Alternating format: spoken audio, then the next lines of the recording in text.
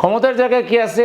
যারা দিন জানে না, ইসলাম বোঝে না, যে জামাত ইসলামী একটা রাষ্ট্র কাঠামো পরিচালনার জন্য যা যা দরকার সব প্রিপারেশন তার আছে। বাংলাদেশের 50%-এর উপরে রেমিটেন্স ইসলামপন্থীদের মাধ্যমে, দ্যাট মিনস জামাত ইসলামের মাধ্যমে আসে। রাজনীতি বলেন, অর্থনীতি বলেন, পার্লামেন্ট বলেন, সব জায়গায় আমরা বিকল্প সেট তৈরি করেছি। আমাদের প্রাণপ্রিয় কাফেলা বাংলাদেশ জামাত ইসলামী ঢাকা মহানগরী উত্তরের বাটেরা থানা কর্তৃক আজকের হযরত উলামায়ে কেরামদের সম্মানে আয়োজিত এই মাহফিলের সম্মানিত সভাপতি, পরম শ্রদ্ধেয় আমাদের অত্যন্ত প্রিয় মানুষগুলো যারা বাংলাদেশের মসজিদ, মাদ্রাসা এবং বিভিন্ন ক্ষেত্রে আল্লাহর দ্বীনকে গালিব করার জন্য হযরত উলামায়ে কেরাম যারা নিরলস প্রচেষ্টা চালান, আমাদের সম্মানিত শ্রদ্ধেয় সেই সব আলেম, ওলামা এবং মসজিদের খতিব, ইমাম সাহেবগণ যারা এসেছেন, সবাইকে আমি আমার পক্ষ থেকে আন্তরিক শ্রদ্ধা, সম্মান এবং সালাম জানাচ্ছি। আমরা বাংলাদেশে এই জমিন থেকে সকল প্রকার জালিম, জুলুম, সকল প্রকার মানবতা বিরোধী তৎপরতাকে উৎখাত করে আল কোরআন এবং আল হাদিসের আলোকে, কোরআন এবং সুন্নাহর নিরিখে একটি ভারসাম্যপূর্ণ, একটি আধুনিক ইসলামী কল্যাণ রাষ্ট্র প্রতিষ্ঠা করার জন্যে সংগ্রাম করে যাচ্ছে। আমাদের সংগ্রামের একমাত্র উদ্দেশ্য হচ্ছে মহান মাবুদকে খুশি করে জান্নাতে যাওয়া। আল্লাহ রাব্বুল আলামিন যদি কোনো দলকে বা কোনো গোষ্ঠীকে তার দিন প্রতিষ্ঠার জন্য কবুল করেন, কোনো দায়িত্ব দেন, সেই দায়িত্ব পালনে তারা তাদের ভূমিকা পালন করবেন। কিন্তু চেষ্টা করাটা তো আমাদের সবারই দায়িত্ব। কাকে আল্লাহ সুযোগ দিবেন, কাকে দিবেন না, এটা আল্লাহর এখতিয়ার। কিন্তু চেষ্টা করার দায়িত্ব আল্লাহ তাআলা আমাদেরকে দিয়েছেন এবং আমরা চেষ্টা করেও যাচ্ছি। এদেশের উলামায়ে কেরাম মাদ্রাসায়, মসজিদে, ওয়াজ মাহফিলে, সিরাত মাহফিলে হরদম চেষ্টা করে যাচ্ছেন মানুষকে আল্লাহর দ্বীনের দিকে ডাকার জন্য। তা আমার একটা প্রশ্ন হলো, এই যে আলেম সমাজের এত মেহনত এবং এত মসজিদ আমাদের দেশে আলহামদুলিল্লাহ, এত মাদ্রাসা বাড়তেই আছে, মসজিদও কমে নাই, মাদ্রাসাও কমে নেই, ওয়াজ মাহফিলও তো কমতেছে না, ওয়াজ মাহফিলও বাড়তেছে, ওয়াইজিনও বাড়তেছে। মুফাসসিরিনে কেরাম এখন আগের যে কোনো সময়ের চাইতে আমার দৃষ্টিতে বেশি। তা আমরা যত বেশি চেষ্টাই করি না কেন, এই দেশে ইসলামের বিপরীত যেসব ধ্যান ধারণা, চিন্তা চেতনা, আচার ব্যবহার, আদর্শ, মতবাদ যেগুলো আছে এবং অন্যায় যে কাজগুলো আছে, ঘুষ বলেন, সুদ বলেন, মদ বলেন, অশ্লীলতা বলেন, ব্যয়াপনা বলেন, অবিচার বলেন, বেবিচার বলেন, দুর্নীতি বলেন, এমন একটা কোনো কাজ আছে যেটা আগের চাইতে এখন কম? বরং প্রত্যেকটা দেখবেন সুদের মাত্রা, রেট আগের চাইতে আরও বাড়ছে, ঘুষের চর্চা আগের চাইতে আরও বাড়ছে, দুর্নীতির রেট অনেক বাড়ছে, প্রতিটা জিনিসই বাড়তেই আছে। তাহলে আমরা চেষ্টাও করতেছি, আবার অন্যদিকে ইসলামের বিপরীত সকল কিছু জাহিলিয়াত, অপসংস্কৃতি, জুলুম, নির্যাতন সব বাড়তেছে। এর হকিকতটা কি? এর মূল রহস্যটা কি? এই জায়গাটা আমরা ধরতে না পারলে এরকম আরও দিনের পর দিন, বছরের পর বছর, যুগের পর যুগ আমরা চেষ্টা করলেও রেজাল্ট একই হবে। সেই মূল রহস্যটা হলো, আমরা বাইরে থেকে যা চেষ্টা করতেছি, আমাদের চেষ্টা বাইরে থেকে যেটা হচ্ছে এটার ফল খুব সামান্যই আমরা মানুষের কাছে পৌঁছতে পারছি। এর বিপরীতে এই সমাজের যে গুরুত্বপূর্ণ নেতৃস্থানীয় জায়গাগুলো, নেতৃত্বের যে জায়গাগুলো, যে জায়গাগুলো থেকে কথা বললে মানুষ কথা শোনে, যেখান থেকে অর্ডার দিলে অর্ডার সহজেই বাস্তবায়িত হয়। আমি মাঝে মাঝে উদাহরণ দিতে গিয়ে বলি যে আজকে যদি এই বাটেরা থানার ওসি এই বাটেরা থানা এটা মাইকিং বাইর করে দেয় যে আগামীকালকে ফজরের নামাজে যারা যাবে না তাদেরকে জোহরের ভিতরে থানায় এসে রিপোর্ট করতে হবে, এটা ওসি সাহেব। এখনকার ওসিকে এত দাম দেবে কিনা দেন নাই, হাসিনার যে ওসি, হাসিনার আমলের যে ওসিগুলো ছিল, হ্যাঁ, তো এরা যদি কেউ বলতো এসা যে ফজরের নামাজের জামাতে না গেলে জোহরের মধ্যে সবাইকে থানায় আসতে হবে, আমাকে বলেন কোনো শিশু থেকে বৃদ্ধ পর্যন্ত কেউ কি ঘরে থাকতো? ওযু না থাকলেও নামাজের একটা জায়গা বান করতে, এবং হিন্দুরা পর্যন্ত চলে যেত। যে না জানি আবার আমাদেরকেও পাকড়াও করে ওখানে আশেপাশে ঘুরাই, মসজিদের আশেপাশে যে ঘুরাই বলবো যে আমরাও ছিলাম নামাজ। এটা কারণ কি? কারণ সবাই জানে যে ওসি যেটা বলছে, ওসির একটা পাওয়ার আছে। ওসি ফোর্স পাঠাইলে অ্যারেস্ট করে নিতেও পারবে এবং সেখানে যাইয়া রিমান্ডও নিতে পারবে, ডান্ডাবিড়িও পড়াইতে পারবে এবং বউ বেজাল করতে পারবে। তার চেয়ে বাবা নামাজ পড়লে তো এমনি সব, তাহলে ওইদিকে কাছাকাছি যাইয়া কিছু করি। ওসি বললে এটার গুরুত্ব যেভাবে হবে, আপনি মসজিদের ইমাম সাহেব বললে সবাই জানে মসজিদের ইমাম সাহেব হইল আল্লাহর ওয়াস্তের ইমাম সাহেব, ওনার কথা শোনা আমাদের জন্য ফরজ না। শুনলে শুনলাম, না শুনলে না শুনলাম, এটার কোনো বাধ্যবাধকতা নাই। কিন্তু ওসি বললে, ডিসি বললে, প্রশাসনিক কর্মকর্তা বললে, বা সমাজে যেমন ইউনিয়ন কাউন্সিলের মেম্বার বললে, কিংবা ওয়ার্ড কাউন্সিলর বললে, কিংবা মেয়র বললে, এমপি বললে, মন্ত্রী বললে, এটার গুরুত্ব এই কারণে পায় কারণ এরা হলো সমাজের ক্ষমতা যেখানে আছে, এই ক্ষমতার জায়গাগুলো তারা নিয়ন্ত্রণ। আপনি আমি যেহেতু চেষ্টা করতেছি, আমরা ক্ষমতার জায়গায় নাই। ক্ষমতার জায়গায় কি আছে? যারা দিন জানে না, ইসলাম বোঝে না, যারা আল্লাহ যে দিন দিয়েছেন এটাই যে মানা ফরজ মুসলমান হিসেবে এটা জানে না, বরং এই দিনের বিপরীত অন্য দিনকে আল্লাহর মুখোমুখি আল্লাহর সামনে চ্যালেঞ্জ হিসেবে ছুড়ে দিয়েছে। আল্লাহ বলেন না ইন্না দ্বীনা ইনদাল্লাহিল ইসলাম, আল্লাহর পক্ষ থেকে মনোনীত একমাত্র দিন কোনটা? ইসলাম। আল্লাহ পরিষ্কার বলেছেন আফা গায়রা দীনিল্লাহি ইয়াবগুন ওয়ালাহু আসলামা মান ফিস সামাওয়াতি ওয়াল আরদি তাওআন ওয়া কারহান ওয়া ইলাইহি ইরজাউন। তোমরা কি আমি যে দিন দিয়েছি এর বাইরে অন্য দিন তালাশ করতেছো? অথচ আসমান আর জমিনে যা কিছু আছে সবাই আমার অনুগত এবং সবাইকে আমার দিকে ফিরে আসতে হবে। আল্লাহকে পরিষ্কার বলেন নাই আমাই ইয়াবতাগি গায়রাল ইসলামি দীনান ফালাইন ইউকবালা মিনহু ওয়া হুয়া ফিল আখিরাতি মিনাল খাসিরিন, যে আমি যে দিন দিয়েছি এই দিনের বাইরে অন্য দিন তালাশ করবে, আল্লাহ নেভার অ্যাকসেপ্ট ইট, আল্লাহ কখনোই গ্রহণ করবেন না এবং আখিরাতে তাকে ক্ষতিগ্রস্ত হইতে হবে। তাহলে ইসলাম মুসলমানের দেশে রাজনৈতিক দল কর্মসূচি দিবে যে কোরআনে যা আছে আমরা এই অনুযায়ী দেশ চালাবো এবং আমরা নিজেরাও কোরআন অনুযায়ী চলবো, এটাই কথা হওয়া উচিত ছিল না? কিন্তু না, তারা অত দফা, তত দফা, 41 দফা, 200 দফা, 500 দফা দিচ্ছে, আর মানুষের ভোটের সময় এসে মাথায় সুন্দর সুন্দর টুপিও লাগাইতেছে, কার্টুনিসে সুন্দর করে লেখে যে মানুষ তো আগের জনই, টুপি কিন্তু নতুন। হ্যাঁ, চমৎকার টুপি লাগাইয়া আয়সা হুজুরদের পায়ে ধরতেছে, হাদিয়ে দিতেছে, বিভিন্ন জায়গায় যাইতেছে, টাকার বান্ডিল ছড়াইতেছে, ভোট নিয়ে আর কোনো খবর নাই, তার ইচ্ছা মতো আল্লাহ যা বলেন হারাম করেছেন সেই সুদের কারবার করতেছে, সেই মদকে লাইসেন্স দিচ্ছে, সেই জিনাকে রাষ্ট্রীয়করণ করছে। এমন কোন কাজ আছে যেটা আল্লাহ না করেছেন আর তারা করতেছেন না? আল্লাহ যা না করেছেন ওগুলি তারা আরো বেশি করে করতেছে। তাইলে তারা ভোট নিচ্ছে মুসলমানের, ভোট নিচ্ছে আলেম ওলামার, আলেম ওলামাকে রাজিও করে ফেলতেছে নেপথ্যে, মানে যে কোনোভাবে, আচ্ছা ঠিক আছে এইবার আমরা অমুককে দিয়ে দিই, আচ্ছা ঠিক আছে এইবার আমরা অমুককে দিয়ে দিই। আমরা যারা আলেম ওলামা আছি আমরাও কে আসলে আসল হক আর কে হকের বিপরীতে আছে, কে হককে ডুবিয়ে দেওয়ার জন্য, ধ্বংস করার জন্য কাজ করছে, অতটুকু আমরা বাছ বিচার না করে আমরা এলাকাভিত্তিক বা বিভিন্ন সময় বিভিন্ন চিন্তা করে আমরা ওই যেটা ইসলামের বিপরীত, আল্লাহ এবং তার রসুলের সাথে যেটা যুদ্ধ করার নামান্তর, আল্লাহ রসুল পরিষ্কার বলেছেন অমান দা বিদাওয়াতিল জাহিলিয়াতে ফাহুয়া জুসা মিন জাহান্নাম, কেউ যদি কোনো জাহিলি আদর্শের দিকে আহ্বান জানায় তার স্থান হবে জাহান্নাম। কিলা ইয়া রাসূলুল্লাহ ওয়াইন সামা ওয়া সাল্লাহ, সাহাবী প্রশ্ন করলে আল্লাহ রসুল যদি সেই লোক জাহিলিয়াতের দিকে দাওয়াত দিল বুঝলাম, কিন্তু ব্যক্তি জীবনে নামাজ রোজা করে, বললেন কিলা ইয়া রাসূলুল্লাহ ওয়াইন সামা ওয়া সাল্লাহ কালা ওয়াইন সামা ওয়া সাল্লাহ ওয়া জাআমা আন্নাহু মুসলিম, সে যদি নামাজ পড়ে রোজা রাখে আর দাবিও করে মুসলমান, তারপরও সে জাহান্নামে যাবে। তাহলে আজকে বাংলাদেশের যে রাজনৈতিক দলগুলো আছে এগুলোকে একটা আমাদের অ্যানালাইসিস করার দরকার আছে। রাজনৈতিক দলের আলটিমেট গোলটা কী, আলটিমেট উদ্দেশ্যটা কী?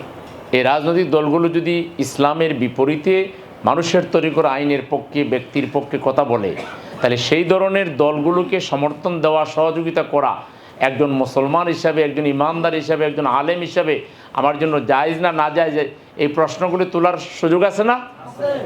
এই প্রশ্ন যদি না তুলে আপনি আলেম হয়েও যদি আপনার সমর্থনের ভিত্তিতে যদি আরও হাজার হাজার মানুষ যদি কোনো বাতিল মতবাদকে সমর্থন করে ভোট দেয়, কোনো একটা অসৎ লোককে ভোট দেয়, আর তার সকল পাপ সে যা করলো, যারা ভোট দিল আর যারা সমর্থন দিল পাপের ভাগী হবে না?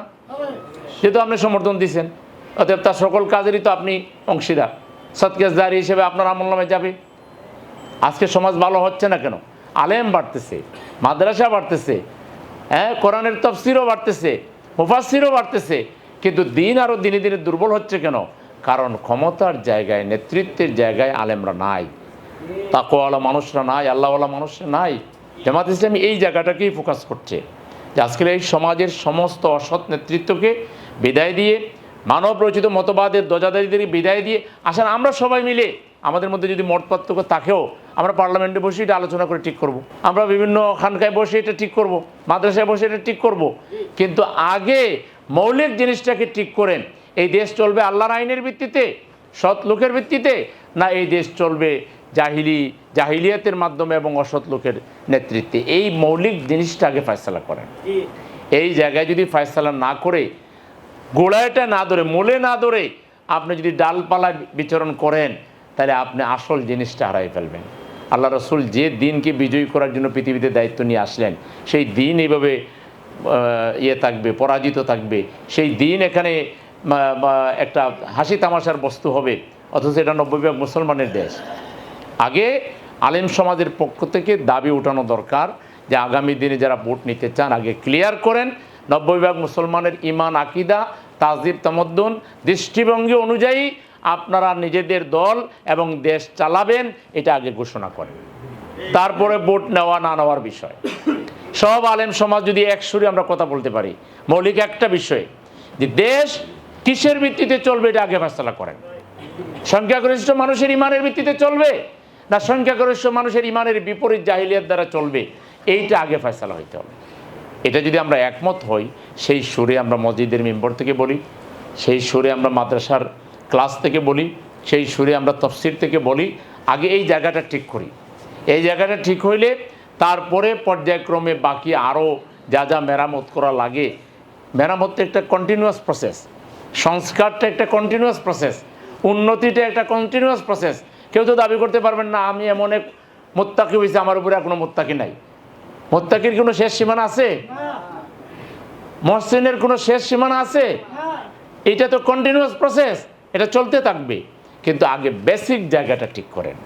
এই জায়গাতেই আমাদের আবেদন যে হযরত উলামায়ে কেরাম, আপনারাও নানাভাবে মসজিদে আপনারা ডিসক্রিমিনেশনের শিকার হয়েছেন, বৈষম্যের শিকার হয়েছেন, এখনও আছেন।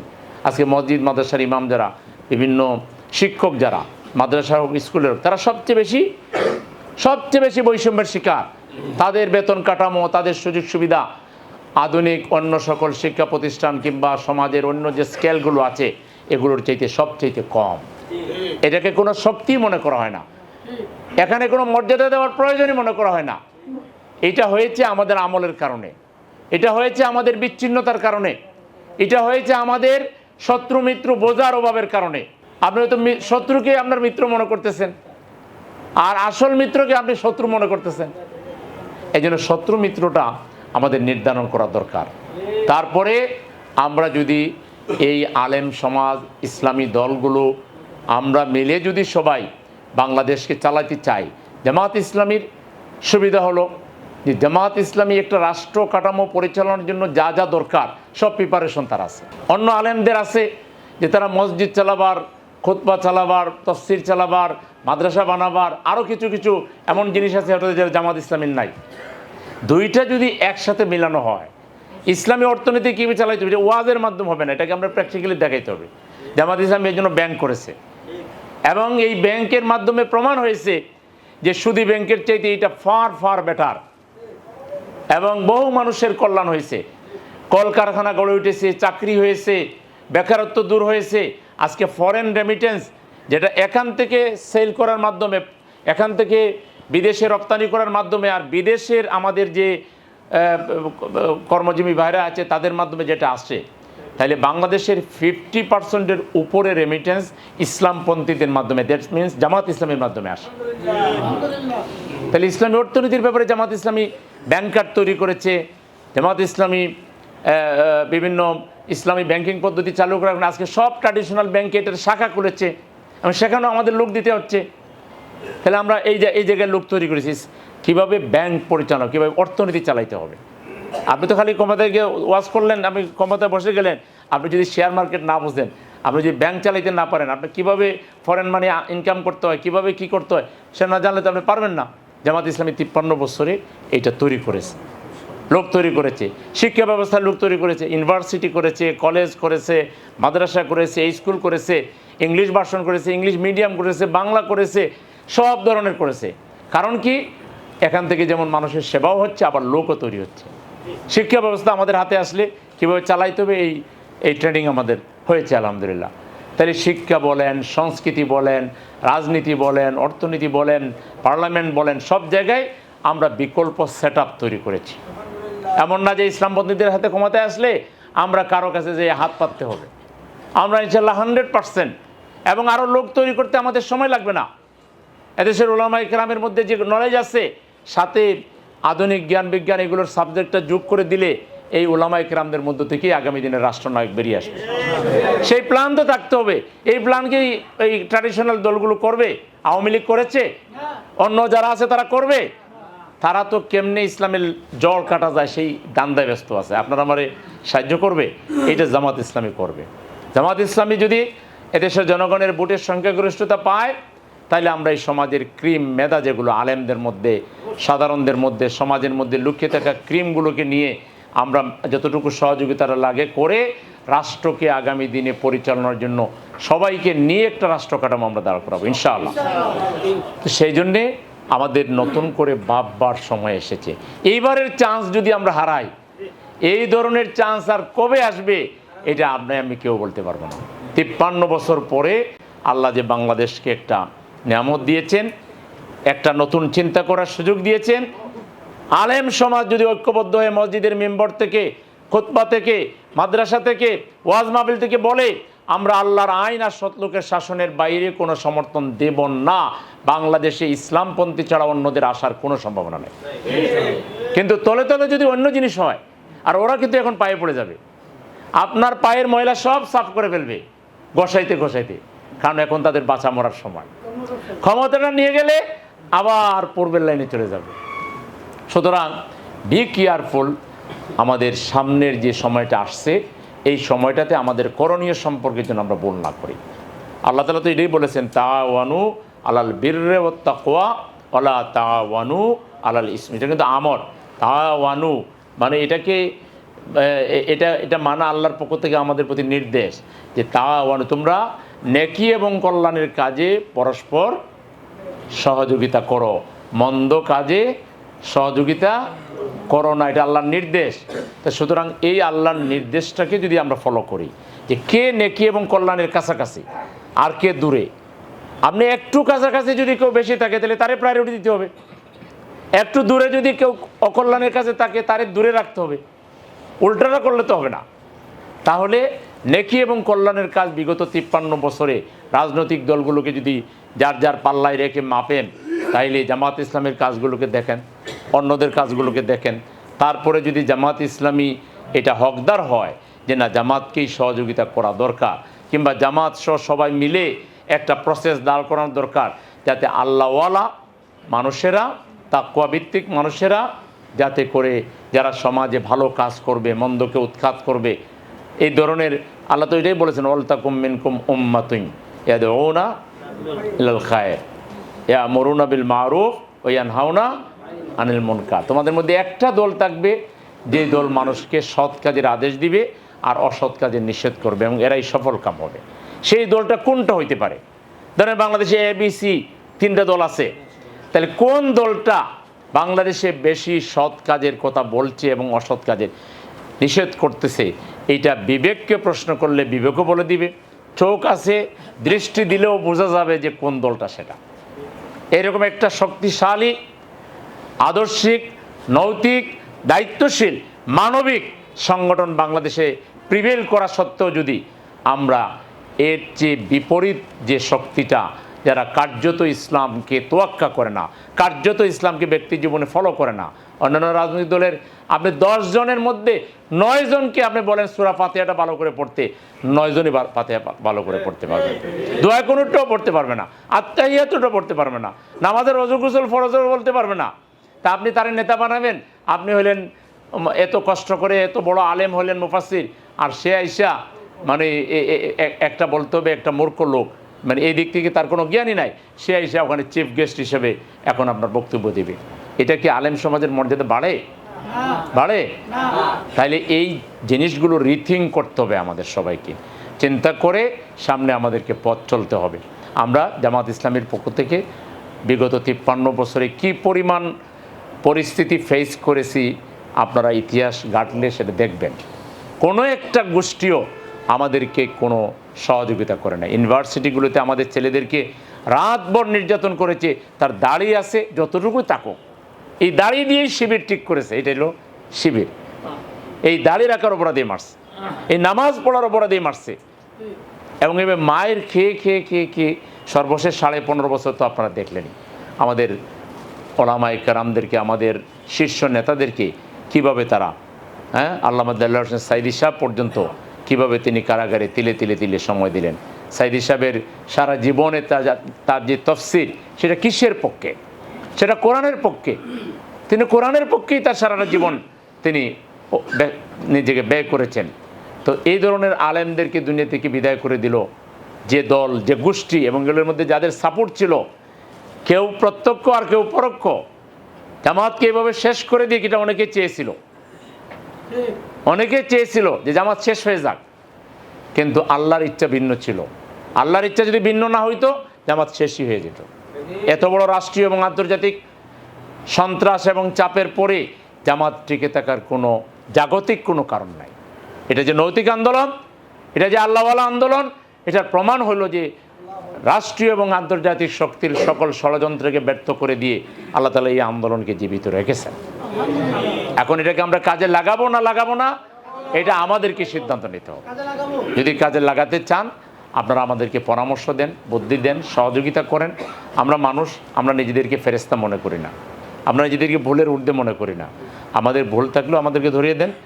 আমাদের কোনো ভালো আরও কিছু করার আপনারা ফিল করে থাকলে সেটাও বলেন।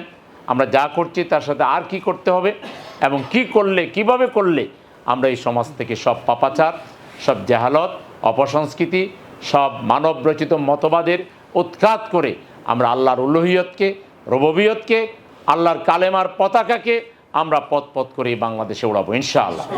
আমাদের মধ্যে ছোটোখাটো ভেদাভেদ থাকলে ওগুলো সময়ের ব্যবধানে আমরা যখন সবাই ফিল্ডে নামবো, কাজে নামবো, দেখবো যে বহু জিনিস মানে সহজ হয়ে যাবে। কারণ ঘরে বসে জিনিস যেভাবে চিন্তা হয়, বাস্তব ফিল্ডের চিন্তা কিছু বেশ কম ঘটে। প্র্যাকটিক্যাল ফিল্ডে আপনারা দেখেছেন বিগত দিনে আমরা মায়ের খেয়েছি, এরপরে হযরত উলামায়ে কেরাম মাঠে নামার পরে, মায়ের খাওয়ার পরে তারা বুঝতে পেরেছেন যে জামাত শিবিরকে মারে কী কারণে আসলে। এটা বোঝা তখন ফিল্ডে গেলে সহজ হয়।